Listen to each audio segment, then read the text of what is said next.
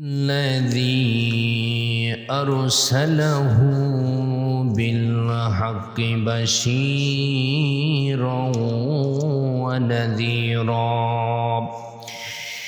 وداعيا إلى الله بإذنه وسراجا وقمرا منيرا. أما بعد فقد قال الله سبحانه وتعالى في كلامه المجيد وفرقانه الحميد: أعوذ بالله من الشيطان الرجيم. بسم الله الرحمن الرحيم. إن الله وملائكته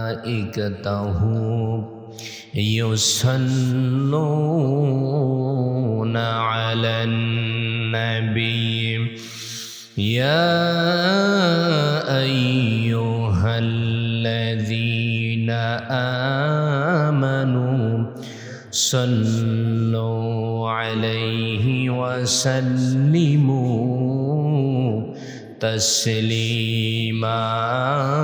اللهم سيدنا مولانا محمد وعلى آل سيدنا مولانا محمد. اللهم সবাই মোহাম্মতের সাথে আল্লাহুম্মা সাল্লি আলা سيدنا مولانا محمد وعلى آل سيدنا. ये तेरी मेराज थी कि तू लौह कलम तक पहुँचा और मेरी मेराज है कि मैं तेरे कदम तक पहुँचा. बलगल उला बिकमालिही कशफद दुजा बिजमालिही हसनत जमीउ खिसालिही सल्लु अलैहि. हकीकत से तो दुनिया बेखबर है, दुनिया की नुमाइश पर नजर है. नमी गोयम के अज दुनिया जुदा बाश बहर कारे के बाशी बा खुदा बाश. ला इलाहा इल्लल्लाह ला इलाहा इल्लल्लाह ला इलाहा इल्लल्लाह मुहम्मदुर रसूलुल्लाह सल्लल्लाहु अलैहि वसल्लम. मुअज़्ज़ज़ हाज़िरीन सामिईन, সভাপতি, সেক্রেটারি, মসজিদ কমিটি বৃন্দ, উপস্থিত রয়েছেন অত্র মসজিদের সম্মানিত মুসাল্লিয়ানে কিরাম, মুরব্বিয়ানে আযম, যুবক ভাইয়েরা, পর্দানশীল মা ও বোনেরা, আসসালামু আলাইকুম ওয়া রাহমাতুল্লাহি ওয়া বারাকাতুহু। মহান আল্লাহ তাআলার দরবারে লাখ কোটি শুকরিয়া জ্ঞাপন করছি, যেই মহান আল্লাহ সুবহানাহু ওয়া তাআলা আমাদের সকলকে পবিত্র জুমাবারে জুমার নামাজ আদায় করার উদ্দেশ্যে মসজিদ আসার বসার তৌফিক দান করেছেন। এই জন্য সকলে বলি আলহামদুলিল্লাহ। রব্বানা লাকাল হামদ হামদান কাসীরা তাইয়িবাম মুবারাকান ফিহে ইয়া রব্বি লাকাল হামদু কামা ইয়ামবাগি লিজালালি ওয়াজহিকা মুআযিম সুলতানিকা। মহান আল্লাহ তাআলার শুকরিয়া জ্ঞাপন করে নিয়েছি, এতে মহান আল্লাহ সুবহানাহু ওয়া তাআলা খুশি হয়েছেন। কি হয়েছেন বলুন? খুশি হয়েছেন। বান্দা যখন আল্লাহ তাআলার নিয়ামতের শুকরগুজার করে তখন মহান আল্লাহ পাক রব্বুল আলামিন তিনি বান্দার উপরে খুশি এবং রাজি হয়ে যান। সম্মানিত ভাইয়েরা, আজকের জুমাবার আমরা সবাই একত্রিত হই, ঠিক কিনা? যে যেখানে থাকি আমরা জুমাবার একত্রিত হই। অন্যান্য ওয়াক্তে আমরা অনেকে একত্রিত হতে পারি না, কিন্তু জুমাবারে জুমার নামাজ পড়তে আমরা সবাই মসজিদে আসি। কিন্তু এই আশাটা যদি একটু আমাদের আগে হয় তাহলে কতই না ভালো, ঠিক কিনা? কিন্তু আমাদের আশাটা হয়ে যায় পরে, একেবারে লাস্টে হয়ে যায়। সম্মানিত ভাইয়েরা, আমরা আজকের সুবহে সাদেকে 5টার পরে অথবা 4টার দিকেই মনে হয় আমরা একটি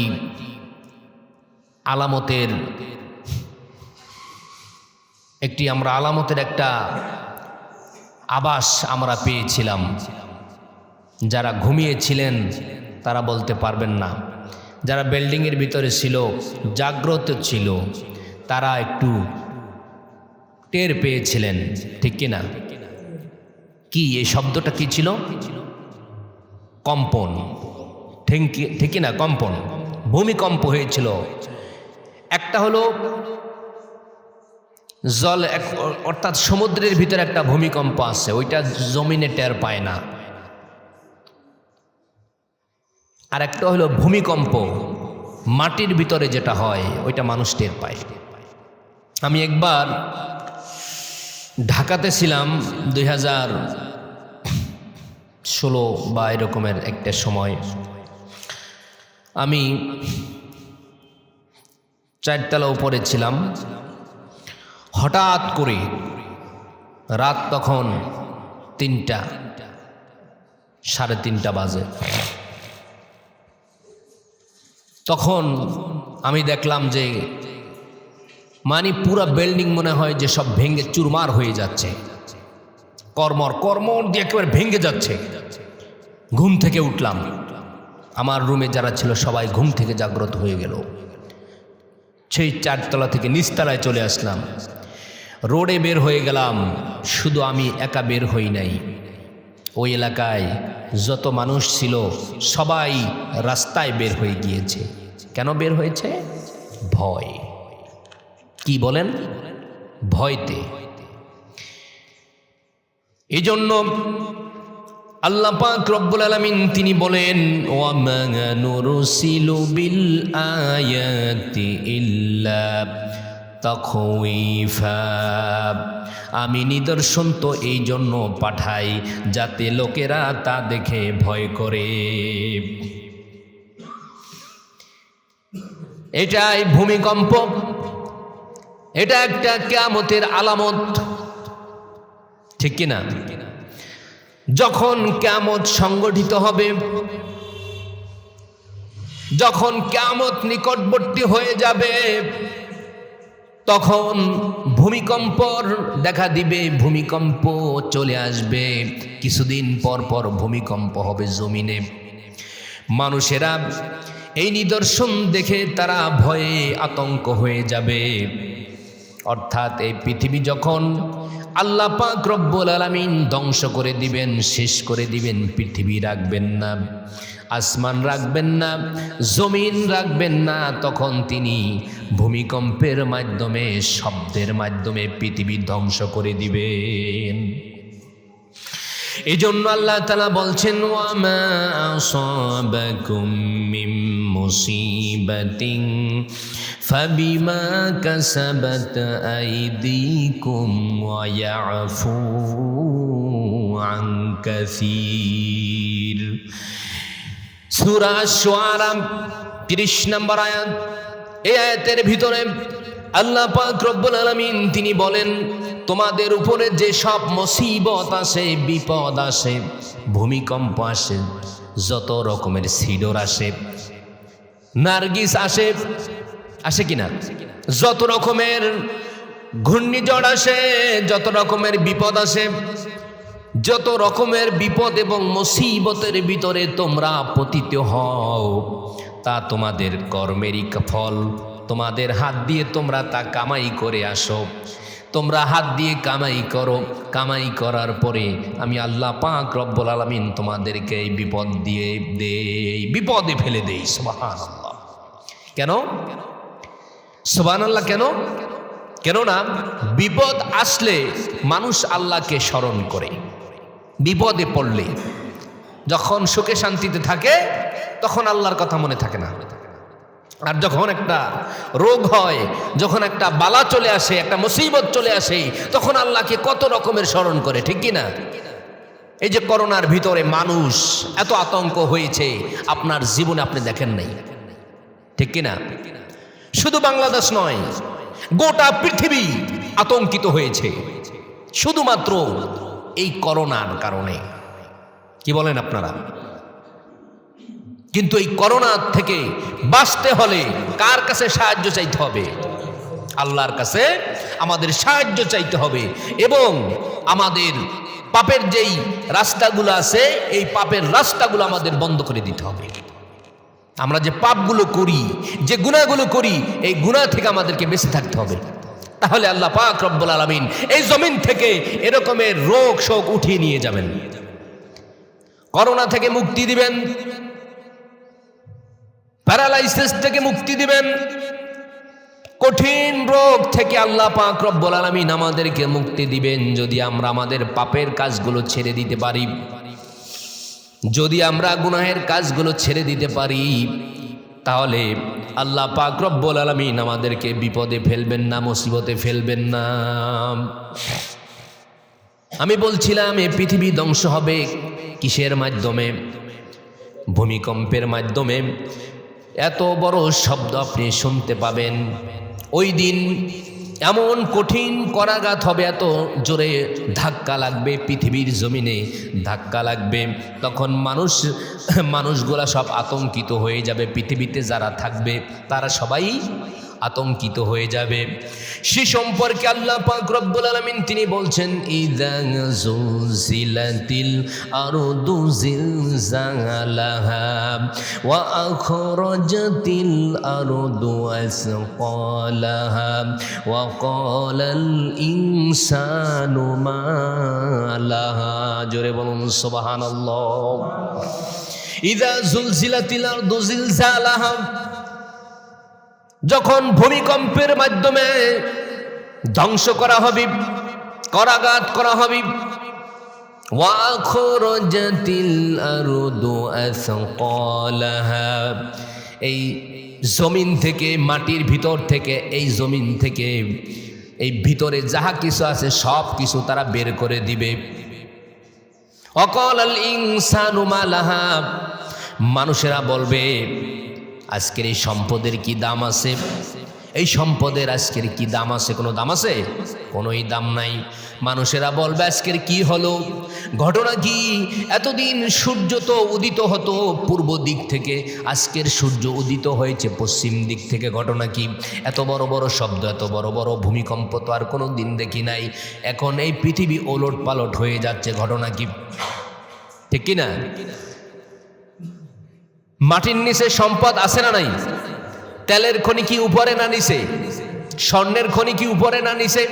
আল্লাহ পাক রব্বুল আলামিন বলেন, যত খনি আছে সকল খনি আমি মাটির নিচে রেখেছি।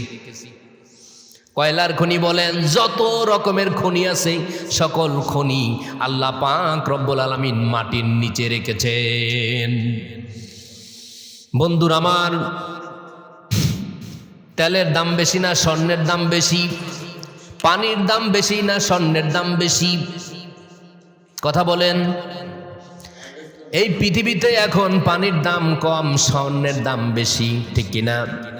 কিন্তু কাল কিয়ামতের ময়দানে যেদিন কিয়ামত সংগঠিত হয়ে যাবে, ওই দিন এই পানির দাম খুব বেশি থাকবে, স্বর্ণের কোনো দাম ওই দিন থাকবে না।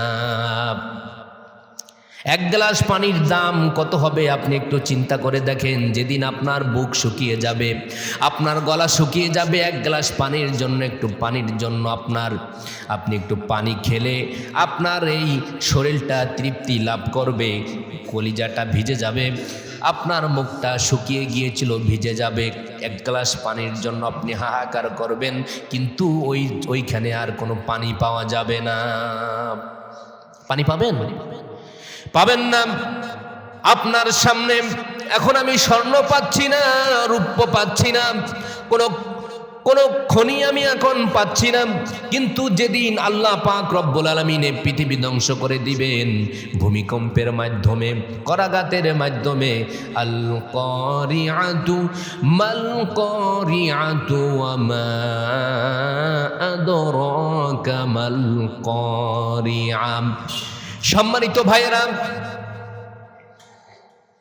ওই দিন আপনার সামনে স্বর্ণ এভাবে ভাসতে থাকবে, যেই স্বর্ণের এখন বড়ি হলো প্রায় 65 থেকে 70 হাজার টাকা।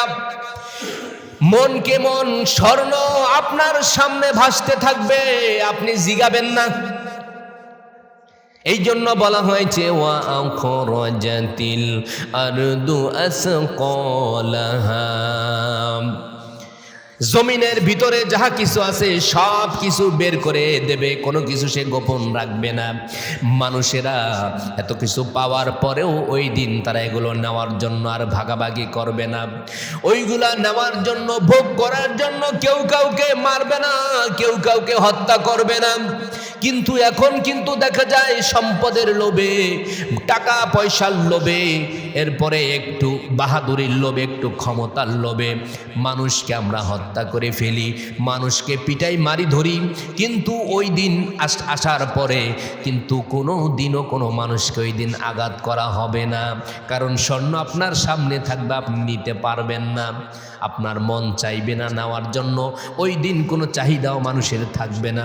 থাকবে তেলের খনির জন্য, তেলের জন্য এক দেশ আর এক দেশে মারে, ঠিক কিনা বলেন?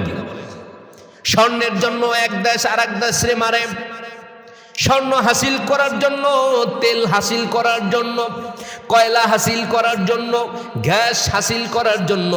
কিন্তু এমন একটা সময় আসবে যেদিন আমার আল্লাহ পৃথিবী শেষ করে দিবেন, ধ্বংস করে দিবেন। ওই দিন কিন্তু এই তেলের খনি আর কয়লার খনি বলেন, আর স্বর্ণের খনি বলেন, গ্যাসের খনি বলেন, কোনো খনিরই ওই দিন আর কোনো দাম থাকবে না। কার কাছে? মানুষের কাছে। সামনে দিয়া স্বর্ণ ভেসে যাচ্ছে, ধরে না। ভয় আতঙ্ক, ভয় কি হয়ে গেছে? আতঙ্ক হয়ে গেছে। সে কথা আল্লাহ পাক রব্বুল আলামিন বলেছেন, ওয়ামা নুরসিলু বিল আয়াতি ইল্লা তাকওয়িফা। আল্লাহ বলেন, ভূমিকম্প তোমাদেরকে দেই এই জন্য যে তোমরা আমাকে ভয় করো, তোমরা আমাকে কি করো? ভয় করো। সম্মানিত ভাইয়েরা, এই জন্য আল্লাহ পাক রব্বুল আলামিনকে বেশি পরিমাণে ভয় করতে হবে। কিয়ামতের আলামত এই ভূমিকম্প। আল্লাহর নবীর কাছে প্রশ্ন করা হলো, ফাখবিরনি আনিস সাআ, কিয়ামত সম্পর্কে আমাকে কিছু বলেন, কিয়ামত সম্পর্কে আমাকে কিছু বলেন। আল্লাহর নবী বলেন, কিয়ামত যেদিন সংগঠিত হবে ওই দিন ভূমিকম্পের মাধ্যমে কিয়ামত হয়ে যাবে, বিকট শব্দের মাধ্যমে এই পৃথিবী ধ্বংস হয়ে যাবে। সম্মানিত ভাইয়েরা, আজকের তাহলে আমরা এই ভূমিকম্প যে হলো, এটা কি আমাদের জন্য ভালো সংবাদ না খারাপ সংবাদ? খারাপ সংবাদ না, ভালো না, খারাপ সংবাদ। এই জন্য আমরা বেশি পরিমাণে আমরা কাকে ভয় করব? আল্লাহকে আমরা ভয় করব। রাজি আছি না নাই? আজকের আমার আলোচনার বিষয় হলো কোরআন মাজিদ। কোরআন মাজিদ, এই কোরআন মাজিদ কি সবার ঘরে আছে না নাই? সবার ঘরে আছে। কিন্তু এই কোরআন মাজিদ কি থাকলেই হবে, ঘরে শুধু রেখে দিলেই চলবে? না, এটার বাস্তবায়ন করতে হবে। এটার বাস্তবায়ন কি? এটার বাস্তবায়ন হলো আপনি মেনে চলবেন, আপনার পরিবার মেনে চলবে। ঠিক কিনা বলেন? না আমি ভুল বললাম? আমি ভুল কিছুই বলতে রাজি না। আমি যা বলবো কোরআন থেকে আমি দলিল দিয়েই কথা বলবো ইনশাল্লাহ। রাজি আছি? আচ্ছা, তাহলে আপনি মানবেন, আপনার পরিবার মানবে, আপনার সমাজ মানবে, আপনার রাষ্ট্র মানবে। কি মানবে? কোরআন। আর এই কোরআন এমন এক কোরআন আল্লাহ পাক রব্বুল আলামিন আমাদেরকে দান করলেন। দান, আমি বলি এটা দান, আমাদের জন্য একটা নিয়ামত এই কোরআন। ঠিক কিনা?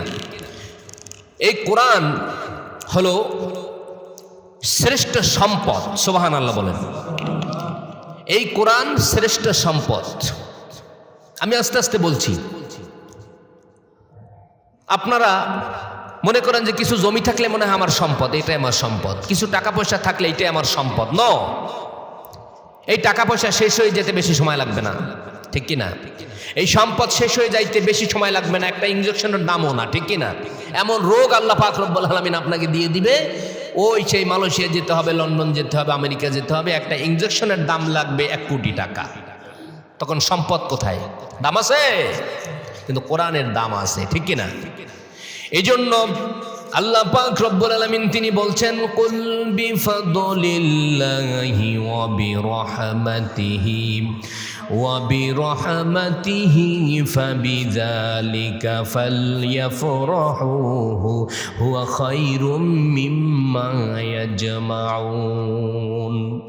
আল্লাহ পাক রব্বুল আলামিন তিনি বলেন, হে বন্ধু, আপনি তাম পৃথিবীর মানুষদেরকে একটু জানায়া দেন, আমি তাদেরকে যত নিয়ামত দান করেছি, যত রকমের নিয়ামত আমি তাদেরকে দান করেছি, সর্বশ্রেষ্ঠ নিয়ামত দিয়েছি কোরআনকে তাদের উপরে নাজিল করে।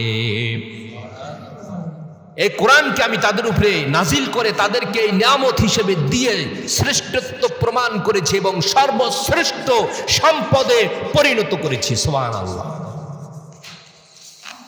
বন্ধুরা আমার,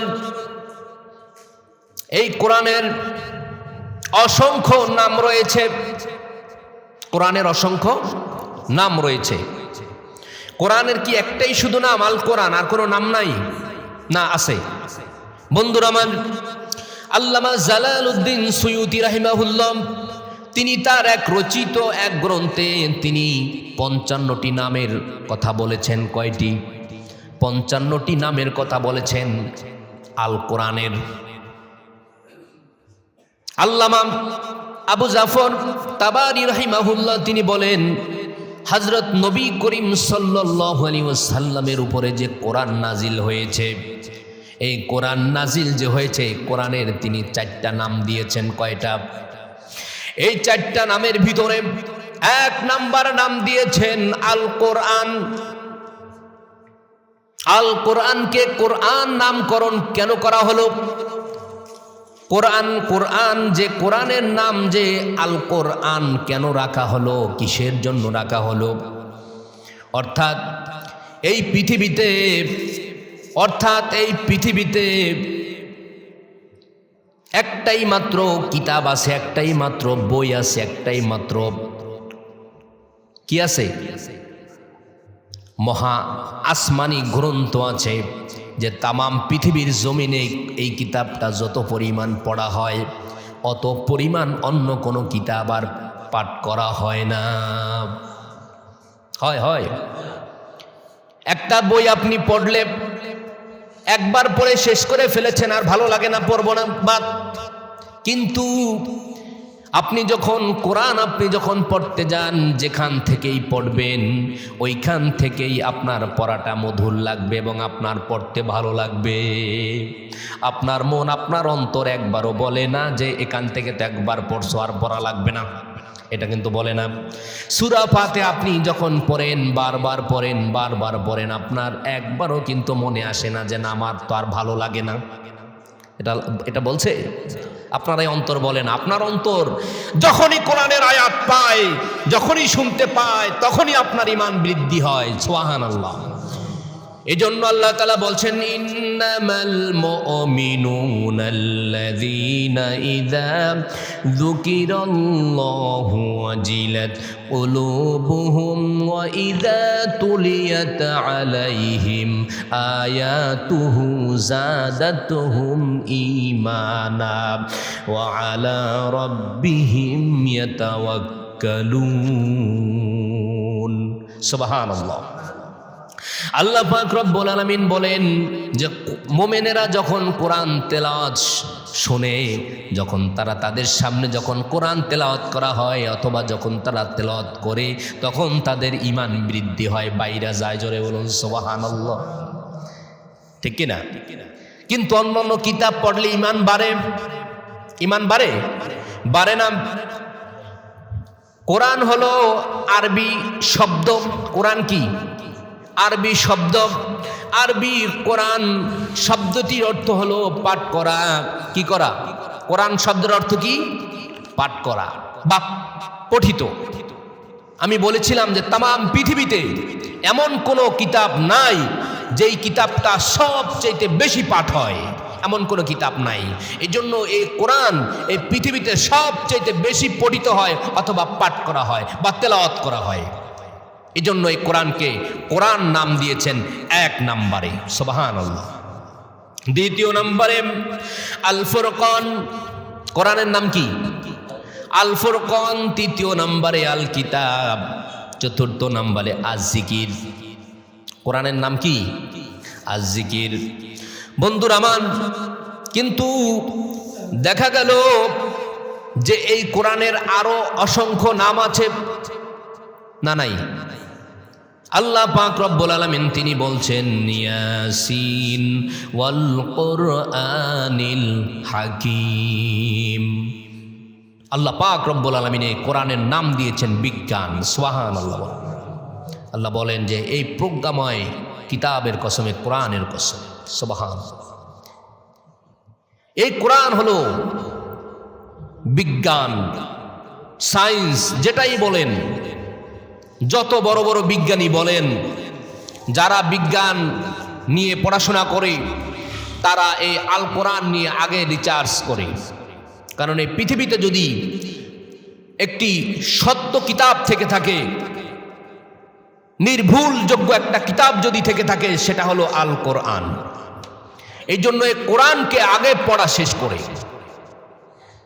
এরপরে অন্যান্য কিতাব নিয়ে তারা রিসার্চ করে। এই কিতাবে ভুল ধরার জন্য কিছু বিজ্ঞানী তারা উঠে পড়ে লেগেছিল, কিন্তু তারা রিসার্চ করতে করতে করতে করতে তারা দেখতে পেল যে না, এটা এমন এক কিতাব যেটা এই পৃথিবীর কোনো মানুষ এটা রচনা করে নাই। এই কিতাব হলো আসমানি কিতাব। সুবহানাল্লাহ বলেন। এই কিতাব কি? আসমানি কিতাব। এই কিতাব কে নাজিল করেছেন? আল্লাহ সুবহানাহু ওয়া তাআলা। এজন্য আল্লাহ বলছেন তানজিলাম মিম্মান খালাকাল আরদা ওয়াস সামাওয়াতিল উলাম। আল্লাহ পাক রব্বুল আলামিন বলেন এটা তো তার কাছ থেকে অবতীর্ণ যিনি ভূমণ্ডল সমুচ্চ নবমণ্ডল সৃষ্টি করেছেন। আসমান এবং জমিন যিনি সৃষ্টি করেছেন, এই কিতাব তো তিনিই নাজিল করেছেন। এ কে বলে? আমি বলি না, কোরআন বলছে। সূরা তোহা আয়াত নাম্বার 4। এই আয়াতের ভিতরে আল্লাহ পাক রব্বুল আলামিন স্পষ্টভাবে তামাম পৃথিবীর মানুষদেরকে জানিয়ে দিলেন এই কোরআন কোনো মানুষের রচিত কিতাব নয়, কোনো মানুষ রচনা করে নাই, কোনো মানুষ এই কিতাব লেখে নাই। স্বয়ং আমি আল্লাহ পাক রব্বুল আলামিন এই কিতাবে কোরআনকে আমি আসমান থেকে নাজিল করেছি। বন্ধুরা আমার, এই কিতাবের মূল্য আছে না নাই? এই কিতাবের মূল্য আছে, এই কিতাবের দাম আছে। অন্য কোনো কিতাব আপনি ইচ্ছা করলে ধরতে পারেন, অন্য কোনো কিতাব ইচ্ছা করলে আপনি ধরতে পারেন, কোনো বাধা থাকবে না। কিন্তু আল্লাহ পাক রব্বুল আলামিন তিনি জানিয়ে দিলেন যে না, এই কিতাব যদি তোমাদেরকে ধরা লাগে, স্পর্শ করতে হয়, সর্বপ্রথম কিন্তু তোমার ঈমান থাকা লাগবে। যে কোরআন যে একমাত্র আল্লাহর, এটার ঈমান থাকা লাগবে, বিশ্বাস থাকতে হবে। তোমার ভিতরে যদি সেই ঈমান থাকে তাহলে তুমি স্পর্শ করতে পারবে না ততক্ষণ পর্যন্ত যতক্ষণ পর্যন্ত তুমি পবিত্র না হও। এই কোরআন স্পর্শ করতে হলে তোমাকে ওযু করতে হবে, প্রথমে তোমাকে ওযু করতে হবে। আর যদি তোমার উপরে কোনো গোসল ফরজ থাকে তাহলে তোমাকে গোসল ফরজ গোসল আদায় করার পর ওযু করার পরে কোরআন স্পর্শ করা লাগবে। সুবহানাল্লাহ। হযরত ওমর রাদিয়াল্লাহু তাআলা আনহুর বোন যখন তিনি কোরআন তেলাওয়াত করছিলেন, সূরা তাহা তেলাওয়াত করছিলেন, তখন ওমর আসলো। আসার পরে তিনি দেখলেন কোরআন তেলাওয়াত হচ্ছে ঘরের ভিতরে। তিনি তার বোনকে মারলেন, তার ভগ্নিপতিকে মারলেন। এরপরে তিনি কিছুক্ষণ পরে অনুতপ্ত হয়ে গেলেন। বোনকে বললেন, বোন হে, তুমি কি তেলাওয়াত করেছো আমাকে একটু দেখাও, আমি একটু দেখি, আমি একটু পড়ার চেষ্টা করব। বোন বললেন, না, সর্বপ্রথম তোমাকে গোসল করা লাগবে, তোমাকে ওযু করতে হবে। আল্লাহ পাক রব্বুল আলামিন ওমরের ওই অন্তরের ভিতরে ঈমানের একটা নূর তার অন্তরের ভিতরে ঢুকিয়ে দিয়েছিলেন। ওমর রাদিয়াল্লাহু তাআলা আনহু তিনি গোসল করলেন, এরপরে পাক পবিত্র হয়ে তিনি বসলেন তার বোনের সামনে। তার বোন কোরআন তেলাওয়াত করে শোনালেন। এরপরে বললেন, হে বোন, তোমরা যেই নবীর উপরে এই কালেমা পড়ে এই কোরআন তোমরা নিয়েছ, সেই নবীর কাছে আমাকে নিয়ে চলো। আমি আর দেরি করব না, আমি আর দেরি করব না, আমি আর দেরি করব না। ওই নবীর কালিমা পড়ে আমি মুসলমান হয়ে যাব, দেরি করব না।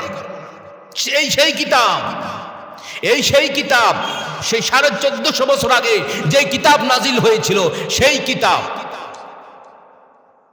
এর ভিতর করেছে বন্ধুরা মান। এরপর আসুন, আপনি যখন কোরআন তেলাওয়াত করতে যাবেন তখন আপনি শুধু পড়া শুরু করলেই হবে না। আল্লাহ পাক রব্বুল আলামিন তিনি জানিয়ে দিলেন যে শুধু কোরআন খুলেই তুমি কোরআন তেলাওয়াত করা শুরু করতে পারবে না। তাহলে প্রশ্ন হতে পারে যে আমাকে প্রথমে কি করতে হবে? এখন আল্লাহ জানিয়ে দিচ্ছেন সূরা নাহলের 16 নাম্বার আয়াত আল্লাহ জানিয়ে দিচ্ছেন, ফাইযা ক্বরাআতাল কুরআনা ফাস্তাইয বিল্লাহি মিনাশ শাইতানির রাজীম। সুবহানাল্লাহ বলেন।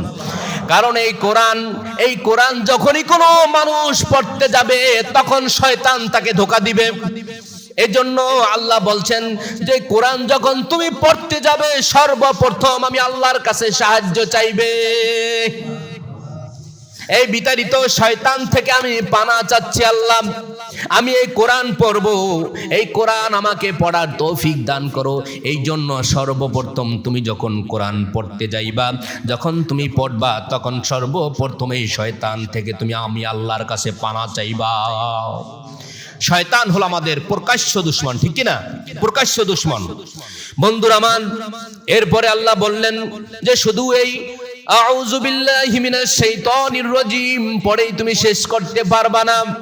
এরপরে তোমাকে আবার তেলাওয়াত করতে হবে, তোমাকে আবারও পড়তে হবে, ইন্নাহু মিন সুলাইমান ওয়া ইন্নাহু বিসমিল্লাহির রহমানির রহিম। তুমি শুধু আউযু বিল্লাহি মিনাশ শাইতানির রাজীম বলে শুরু করবা না, তোমাকে আবার বিসমিল্লাহির রহমানির রহিমও পড়তে হবে। যে আমি আল্লাহর নামে শুরু করলাম, সুবহানাল্লাহ, যিনি পরম করুণাময় এবং দয়ালু, আমি তার নামে শুরু করলাম। একটা আদব আছে, অন্য কোনো কিতাব পড়তে গেলে আদব আছে? কথা বলেন না কেন? অন্য কোনো কিতাব আপনি পড়তে যান, হাদিস শরীফ তো আমি বাদই দিলাম, কিন্তু অন্য কোনো কিতাবের কথা বলি, কিন্তু অন্য কোনো কিতাব আপনি যদি পড়েন কোনো আদব লাগে, ওযু লাগে, গোসল লাগে, পড়লেই হয়। কিন্তু এই কোরআন পড়তে গেলে আপনাকে এই সমস্তগুলো মাইনা চলতে হবে বন্ধুরা মান। এখন যদি বলেন, এরপরে আল্লাহর নবী তিনি বলেন যে এটা এমন এক কিতাব এমন এক কিতাব আল্লাহ পাক রব্বুল আলামিন এই বান্দার উপরে নাজিল করেছেন। যদি বান্দার উপরে নাজিল না করে গাছের উপরে নাজিল করতেন, ওই পাহাড়ের উপরে নাজিল করতেন, সাগরের উপরে নাজিল করতেন, তাহলে গাছ এবং সাগর এবং তরুলতা সবাই বলতো আমরা এর ভার সহ্য করতে পারবো না। লাউ আনজালনা হাদাল কুরআনা আলা জাবালিন লারাআইতাহু খাশিআম মুতাসাদ্দিআম মিন খাশিয়াতিল্লাহ। কোরআন বলল যে আল্লাহ এই কোরআন যদি আমাদের এই পাহাড়ের উপরে, এই পাথরের উপরে যদি নাজিল করেন, তাহলে আমরা এই পাহাড় চূর্ণ বিচূর্ণ হয়ে যাব, আমরা এর ভার সহ্য করতে পারবো না। সুবহানাল্লাহ। এই কোরআনকে আপনি যত রকমের প্রশ্ন করবেন, যত রকমের আপনি প্রশ্ন করবেন, কোনো একটা প্রশ্নের উত্তর পাবেন না এমন কিতাব আল্লাহ পাক রব্বুল আলামিন দুনিয়ায় নাজিল করেন নাই। আপনি যেই প্রশ্নটাই আপনি কোরআনকে করবেন, সেই প্রশ্নের উত্তর কোরআন নিজে দিয়ে দিবে। জোরে বলুন সুবহানাল্লাহ।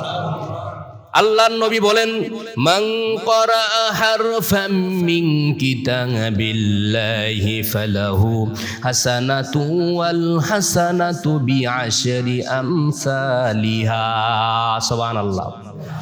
আল্লাহর নবী বলেন, যে ব্যক্তি কোরআন তেলাওয়াত করলো, এক একটা অক্ষরের বিনিময়ে একটা করে নেকি আল্লাহ পাক রব্বুল আলামিন তাকে দান করবেন। শুধু এই একটা নেকি দিয়ে আল্লাহ পাক রব্বুল আলামিন আপনাকে সন্তুষ্ট করবেন না, ওই একটা নেকির সাথে আরো 10 গুণ বৃদ্ধি করে আপনার আমলনামে আল্লাহ সব দান করবেন। মান ক্বারা হারফাম মিন কিতাবিল্লাহি ফালাহু হাসানাতু ওয়াল হাসানাতু বিআশরি আমসালিহা। অন্য কোন কিতাব আপনি দেখান এই জমিনে, এই জমিনে লক্ষ কোটি কোটি বই আছে, ঠিক না? বই আছে, কিন্তু একটা বই আপনি দেখান যে এই বইটা পড়লে সব হবে, কিন্তু কোরআনের একটা অক্ষর আপনার পড়লেই সব। পুরি সর্বনাশ! যুবক ভাইয়েরা দেহি খালি উপন্যাস লইয়া দৌড়ায়, আছে না নাই? উপন্যাস, শুধু উপন্যাস। কিন্তু এই উপন্যাস পড়লে কি কোনো সব হবে? কোনো সব আছে? তাহলে আমিও 5টা পড়বো, 10টা পড়বো, অসুবিধা নেই। আমার অনেক সময় আছে, আমি অবসর বসে থেকে আমি পড়বই বই, যেটার ভিতরে সব না, এটা পড়ে লাভ আছে? হ্যাঁ বন্ধুরা আমার, এই কোরআন সেই কোরআন যেই কোরআন নবীর উপরে নাজিল হয়েছিল, ঠিক না? আমাদের নবী, বিশ্ব নবী মুহাম্মাদুর রাসূলুল্লাহ সাল্লাল্লাহু আলাইহি ওয়াসাল্লামের উপরে যেই কিতাব নাজিল হয়েছে, ওই কিতাবই আজকে আমরা পেয়েছি। এর ভিতরে একটা অক্ষরও, একটা শব্দ, একটা জুমলা এদিক সেদিক নাই। এজন্য আল্লাহ তাআলা বলছেন, কুল মা ইয়াকুনু লি আন উবাদদিলাহু মিন তিলকাই নাফসি ইন আত্তাবিউ ইল্লা মা ইউহা ইলাইয়া ইন্নী আখাফু ইন আসাইতু রাব্বি আযাবা ইয়াউমিন আযীম। আল্লাহর নবীকে আল্লাহ তাআলা বললেন, বলে দাও, একে নিজের পক্ষ থেকে পরিবর্তিত করা আমার কাজ নয়। সুবহানাল্লাহ বলেন। আমরা যে কিতাব পেয়েছি সেই 1450 বছর আগের কিতাব। আল্লাহ পাক রব্বুল আলামিন সেই 1450 বছর আগে নবীকে বলেছিলেন, হে নবী, আপনি তাম পৃথিবীর মানুষদেরকে বলে দেন, কিয়ামত পর্যন্ত যারা আসবে, যারা সন্দেহ পোষণ করবে, তাদেরকে আপনি বলে দেন যে এই কিতাব সেই কিতাব, যেই কিতাবের ভিতরে আমি কোনো পরিবর্তন করি নাই। বন্ধুরা আমার, আর এর পরিবর্তন করা আমার কাজ নয়। আমি সে নির্দেশেরই আনুগত্য করি যা আমার কাছে আসে। আল্লাহ পাক রব্বুল আলামিন যা আমাকে নির্দেশ দিয়েছেন, যেটা করার জন্য বলেছেন, আমি সেটাই করি, এর বাড়তি আমি করি না। সুবহানাল্লাহ। আর এজন্য আল্লাহ পাক রব্বুল আলামিন তিনি জানিয়ে দিচ্ছেন, প্রমাণ সহকারে জানিয়ে দিলেন যে আমি রাসূলকে যেটা দেই সেটাই মানুষের কাছে তিনি প্রচার করেন, বলেন, এর বাহিরে কিছুই বলেন না। ওয়া মা ইয়ানতিকু আনিল হাওয়া ইন হুয়া ইল্লা ওয়াহয়ুন ইউহা আল্লামাহু শাদীদুল কুওয়া। আল্লাহ পাক রব্বুল আলামিন বলেন, হে নবী, হে নবী, আপনি বলুন আপনার উপরে যা কিছু আমি ওহীর মাধ্যমে জানিয়ে দেই, শুধু আপনি সেটাই বলেন, এর বাহিরে আপনি কিছুই বলেন না। আপনার নিজ থেকে আপনার কুপ্রবৃত্তির তাড়নায় যদি কোনো কিছু হয় তাও আপনি বলেন, এটা আপনি জানিয়ে দেন। এরপরে আল্লাহ পাক রব্বুল আলামিন তিনি বলেছেন, যদি আমি রাসূলের উপরে যা কিছু আমি নাজিল করেছি এর বাহিরে রাসূল যদি কিছু কমাইতে চাইতো অথবা বাড়াইতে চাইতো, ইচ্ছাকৃতভাবে যদি তিনি পরিবর্তন করতে চাইতেন, তাহলে আমি কি করতাম? ওয়ালাউ তাকাওয়ালা আলাইনা বা'দাল আকাওয়িল লাআখাযনা মিনহু বিল ইয়ামিন সুম্মা লাকাতা'না মিনহুল ওয়াতিন। সে যদি আমার নামে কোনো কথা রচনা করত, আমি তার দক্ষিণ হস্ত ধরে ফেলতাম, অতবার কেটে দিতাম তার গ্রীবা, আল্লাহ পাক রব্বুল আলামিন বলেন, আমার রাসূল যদি কোনো রকমের কোনো একটা বানায়া কোনো একটা কথা যদি এই মানুষদের কাছে বলতে চাইতো, তাহলে আমি তার ডান হাত ধরে ফেলতাম এবং তার এই শ্বাসনালী আমি কেটে ফেলতাম। শ্বাসনালী কি কেটে ফেলতাম। কত শক্ত কথা আল্লাহ পাক রব্বুল আলামিন বলেছেন। এখন আপনি কি বুঝলেন? এই কোরআনের ভিতরে কোনো একটা অক্ষর অসত্য, কোন একটা আয়াত অসত্য, সকল ফার্স্ট টু লাস্ট আলিফ লাম মিম নাস সকল এর ভিতরে যাহা কিছু আছে সবগুলা কি সত্য, চিরন্তর সত্য। সম্মানিত ভাইয়েরা, এজন্য আল্লাহ পাক রব্বুল আলামিন তিনি বলেন, আলিফ লাম মিম যালিকাল কিতাবু লা রাইবা ফীহ। আমি যদি প্রশ্ন করি কিতাবকে, কোরআনকে, হে কোরআন, তুমি যে আসমানি কিতাব আমাদের উপরে নাজিল হয়েছ, তোমার ভিতরে কি এই কিতাব আমি পড়লে কোনো ভুল পাবো কি? তোমার ভিতরে কি আমি কোনো ভুল পাবো কি? কোরআন আমাকে জবাব দিয়ে দিচ্ছে, লা রাইবা ফীহ, যে কিতাবের ভিতরে কোনো ভুল নাই, কোনো সন্দেহ নাই, যা কিছু আছে সবকিছু সত্য। জোরে বলুন সুবহানাল্লাহ। সম্মানিত ভাইরা, আলোচনার সময় আমার শেষ হয়ে গেছে। তাহলে আমরা এই কোরআনকে মানার চেষ্টা করব। রাজি আছি? শুধু মানলে হবে? আমল করতে হবে। কি আমল করা লাগবে না? কি আমল করবেন? কি আমল? যেটা আমার কাছে ভালো লাগে আমি ওই আমলটা করবো। বুঝছিস? ঠিক কিনা? আমার কাছে যেটা ভালো লাগে ওইটা আমি করব, আর যেটা ভালো লাগে না ওটা বাদ। এরকম সেটা করেছিল কারা করেছিল? তাওরাতে, জবুরে, ইনজিলে, ঠিক কিনা? ইহুদিরা, খ্রিস্টানেরা তারা করেছিল। যা ভালো লাগে ওইটারে রাখছে, আর যেগুলো ভালো লাগে কাইটা ফালাই দিচ্ছে, জামলা শেষ। ঠিক কিনা? তাহলে আমরা কি সেই ঈমানদার নাকি? আমরা কি সেই উম্মত? যেটা ভালো লাগে না সেটাও আমল করতে হবে, আর যেটা ভালো লাগে সেটাও কি আমল করতে হবে। রাজি আছি না? নাই।